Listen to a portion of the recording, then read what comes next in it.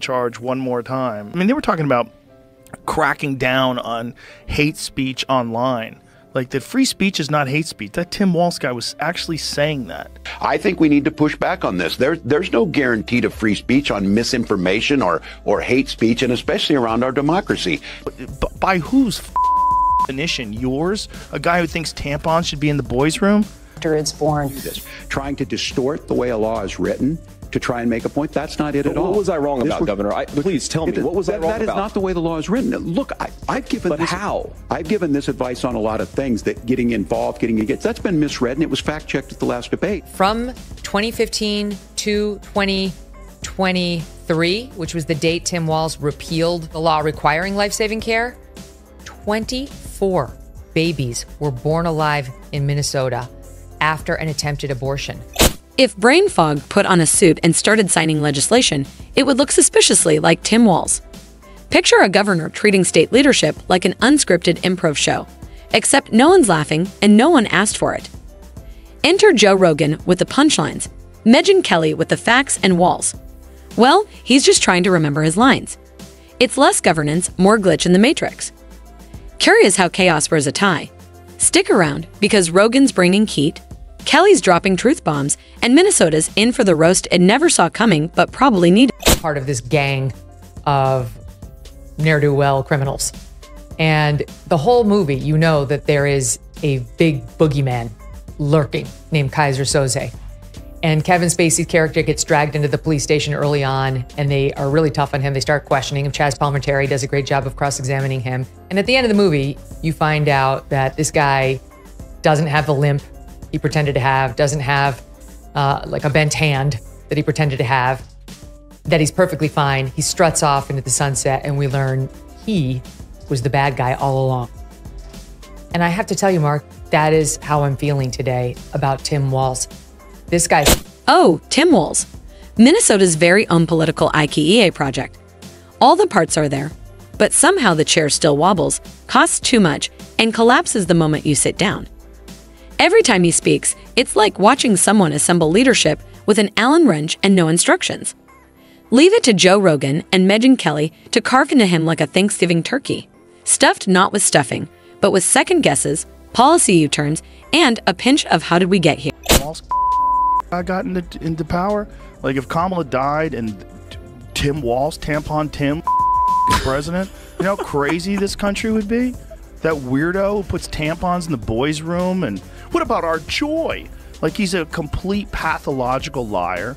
Like, a complete liar. Lied about being in Tiananmen Square. Lied about being a head coach of a football team. Yeah, I thought some of that was just weird and how avoidable it was. 100% avoidable, but pathological liars. People that are habitual liars. They just lie all the time about everything. But there's a way If you're enjoying this video, don't forget to hit that subscribe button and ring the bell icon so you never miss a moment. Now let's jump headfirst into the ongoing saga of Tim Oops, I Did It Again Walz, Minnesota's own political Britney Spears remix. His version of leadership. Imagine playing SimCity on nightmare mode with the controller unplugged and the tutorial skipped. Every move he makes feels like he's trapped in a leadership-themed escape room, only instead of solving puzzles, he's setting off smoke alarms, locking more doors, and giving Minnesotans yet another reason to claim they're just visiting from Wisconsin. Bring in her, and they bring in this other guy who's radical from Minnesota. That's the vice president, who he believes a lot of wild things. One of them is transgender surgery for people who are under 13. Another one is abortion up until 9 months. Ooh. Yeah. He changed the Minnesota state flag to make it look like the Somali flag. That stuff scares the fuck out of me. And of course, Megyn Kelly wasn't far behind. Wielding sarcasm like a chainsaw in a Build-A-Bear workshop, equal parts horrifying and hilariously out of place. Watching her dissect Tim Walz is like tuning into a Hallmark movie gone terribly wrong. Plot holes you could drive a snowplow through, emotional meltdowns over cheese curds in a canoe, and disasters so predictable you could set your watch by them. She practically turned Walz into a walking, talking political pinata, stuffed with soggy mandates, deflated promises, and a handful of crumpled press releases that say about as much as an empty fortune cookie. And then there's the legendary train wreck known as Tim Walz versus Law and Order, a public safety saga so absurd, it deserves its own gritty Netflix docuseries, narrated by a bald eagle who's clearly had a rough year. Continues for Tim Walz on the disastrous performance he delivered, in particular when it comes to his self-described knuckle-headed behavior. This one was that he was in China when the Tiananmen Square disaster unfolded, when hundreds of people were killed. I have my dates wrong. I was in Hong Kong and China in 1989. That move from Hong Kong into China, it was profound for me. That was the summer of democracy. I said it's where I understood how sacred democracy was. It's what encouraged me, about 15 back and forth with my students, taking them to China. I speak like everybody else speaks. I need to be clear, I will tell you that. I do understand China a hell of a lot better than Donald Trump. Kamala Harris understands China. The excuse for his lies, Michael, is, I speak like everybody. Meanwhile, law enforcement seemed to vanish like a magician's assistant. Poof, gone in a flash. And Tim, he ghosted them harder than your ex after that regrettable 2 a.m. you up text. Even Joe Rogan, in full disbelief, had to ask, wait, who is this guy? And does he even go here? Tim Walz governs like someone who enrolled in Leadership for Dummies, watched the intro video, then got hopelessly sidetracked by a YouTube deep dive on raccoons breaking into vending machines. He's somehow the only governor who can read directly from a teleprompter and still look like he's guessing the next word. And don't get us started on his buzzword blitz. It's like watching someone play political bingo inside a tornado. Equity, resilience, innovation, flying out of his mouth like loose change in a laundromat. Walz treats governing like it's just another TED talk, complete with snacks and awkward pauses. He doesn't fix crises, he hosts them. Gives them lanyards, name tags, maybe a welcome packet, and probably offers them hummus while chaos rips through the streets like it RSVP'd with a +1. Let's talk fashion, because honestly, how can we not? Tim Walz dresses like a suburban dad who lost a fantasy football bet and had to show up to a PTA meeting wearing whatever was crumpled on his laundry chair. Windbreaker. Check. Perpetual look of mild confusion. Double check. The aura of a man who just got asked for directions in a state he's allegedly in charge of. Triple check. He doesn't walk into press conferences. He shuffles in like he just wandered out of a Home Depot and accidentally won a gubernatorial raffle. The man radiates such intense beige energy, he could disappear in a warehouse full of cactus without a trace. And then, brace yourself, there's his approach to education. Megyn Kelly didn't just critique him, she intellectually scalped him. Walz's education policy feels like it was cobbled together by letting a Pinterest board run wild in a school district. He applauded kindergartners for finding the Chrome icon, while high schoolers were crying into their keyboards, Googling how do you even math? Like it was a lost language. He shut down schools like he was trying to beat rush hour, then reopened them like he was playing a chaotic game of educational whack-a-mole. Under Walz, students didn't thrive, they went into academic survival mode. They became experts at muting Zoom, fake nodding with purpose, and comforting parents mid-breakdown during algebra homework. Test scores nosedived like a meme coin crash, and yet Tim still slapped a gold star on it all, and called it progress. My husband, he doesn't react to that much in the news, and so when it gets his attention, I know that something's gone either very right or very wrong. And he did not like this clip from Tim Walz reacting to the Taylor Swift news. Watch. Taylor Swift signed childless cat lady. I have to get your response to that, Mr. Governor. All those things, I am incredibly grateful, first of all, to Taylor Swift. I say that also as a cat owner, a fellow cat owner. Look, Swifties, you heard it. We know that it's there. That was eloquent, and it was clear. And that's the type of courage we need in America to stand up. And my husband said he looks like Elmer Fudd. That's what he looks like, Elmer Fudd. Like there's something off about this. Meanwhile, teachers were trapped in a bureaucratic obstacle course that felt like it was designed by Kafka during a caffeine overdose. 1 week, they were told to teach online. The next, back in the classroom. Then suddenly, both. All while balancing flaming torches, decoding policy riddles, and navigating directives that sounded like they came from the Education Department's Experimental Escape Room Division. And their reward? A thank you email and a half-off coupon for Subway. Foot-long chaos, 6-inch appreciation.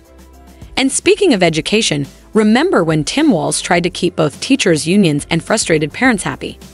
It was like watching someone at a dinner party try to flirt with everyone, only to end up getting rejected by the wine. Joe Rogan nailed it.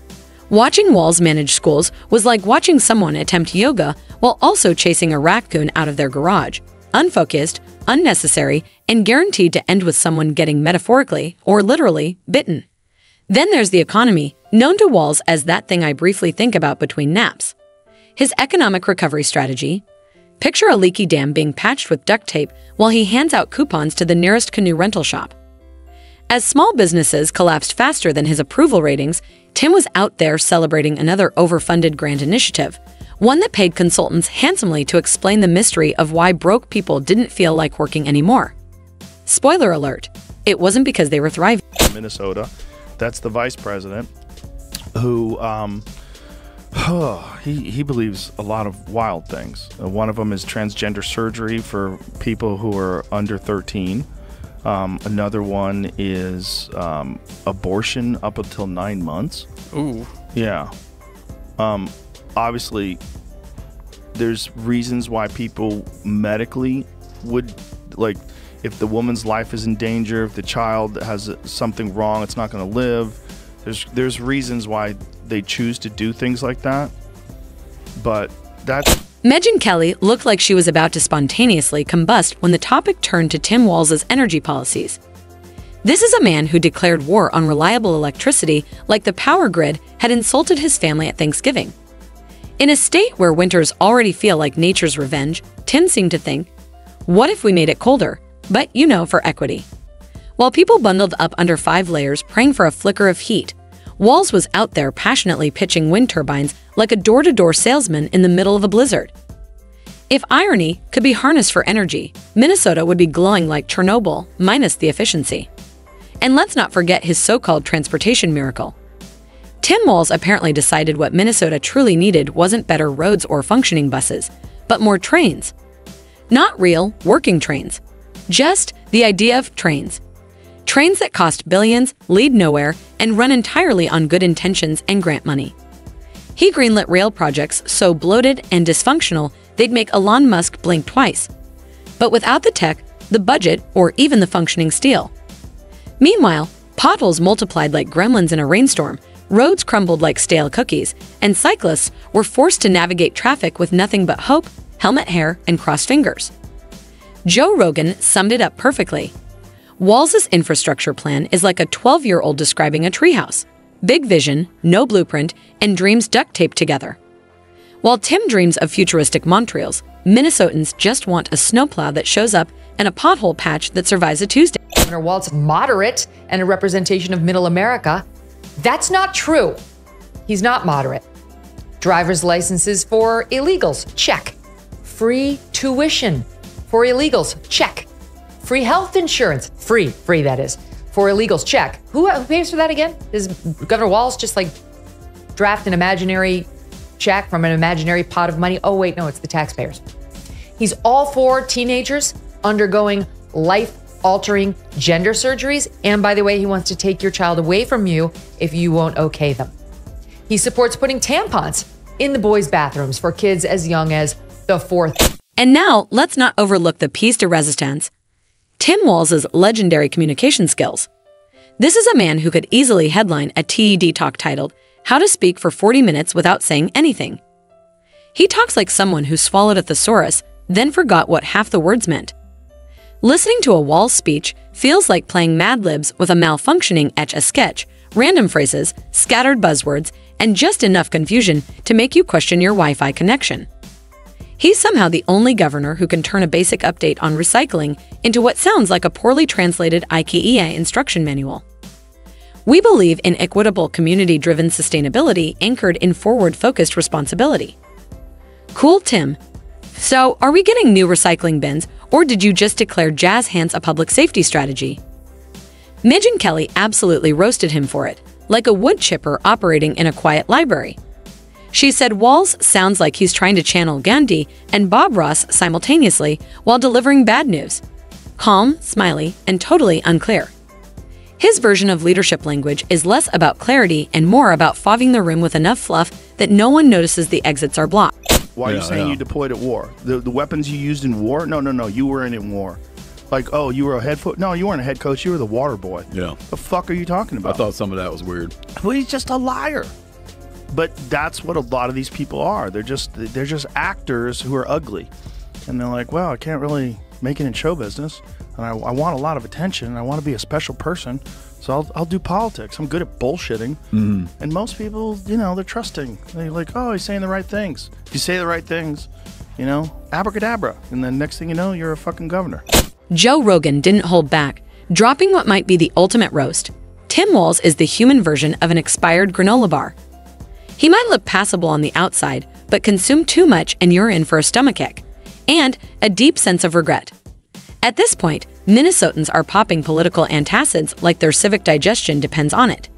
And honestly, it kind of does.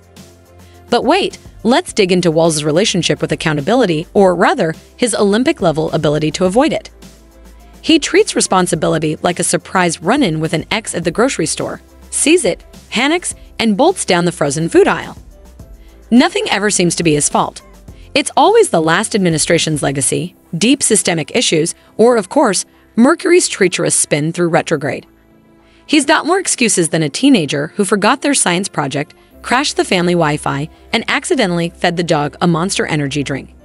And when someone finally corners him with a real question, he breaks into the classic Walz two-step.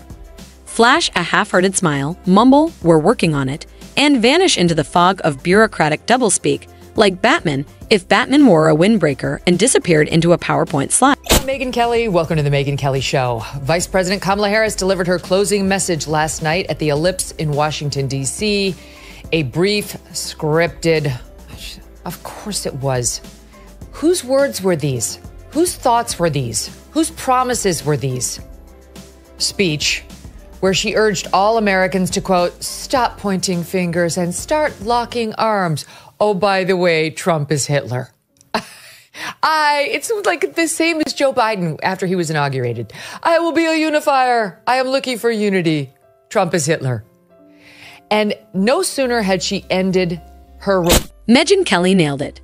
Tim Walz governs like a man constantly looking over his shoulder, as if he's afraid someone's about to tap him on the shoulder and ask for the receipt to his leadership. Every move he makes feels less like problem-solving and more like crisis avoidance choreography.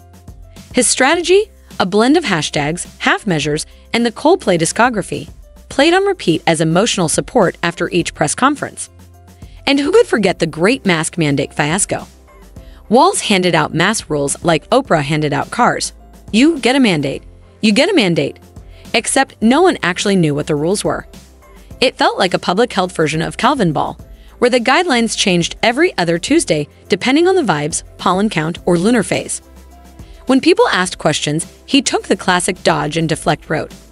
Blame the CDC, blame the weather, possibly blame gluten. Joe Rogan pointed out the only thing more unpredictable than Walz's mask mandates was the Wi-Fi at a downtown Minneapolis Starbucks.